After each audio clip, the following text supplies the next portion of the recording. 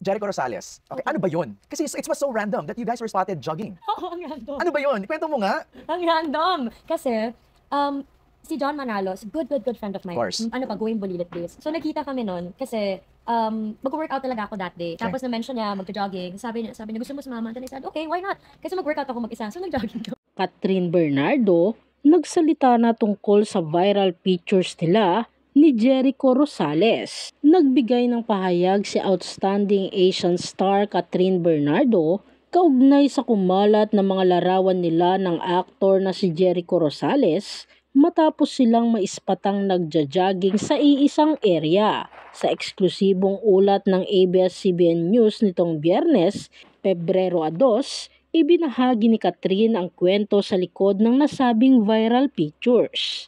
Anya, si John Manalo, a good friend of mine.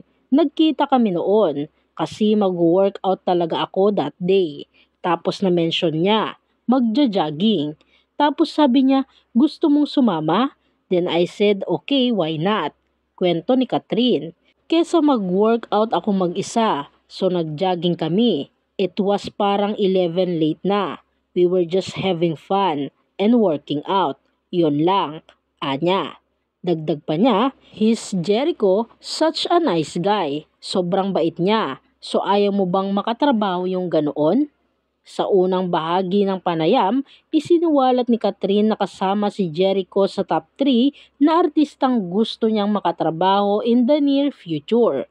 Ang dalawang iba pa ay sina Vilma Santos at Piolo Pascual na nagpahayag na rin ng interes na makasama siya sa isang proyekto. Matatandaan ang post ng isang netizen kung saan makikitang magkasama ang kapamilya stars na sina Catherine Bernardo at Jericho Rosales. Agad kasing nag-viral ang post ng isang maswerteng fan na nakapagpa-picture ng hiwalay sa dalawang kapamilya A-listers. Ayon sa netizen, kasabay daw nila ang dalawa na nagja-jogging sa area. Caption nito, kalakip ang larawan na magkahiwalay.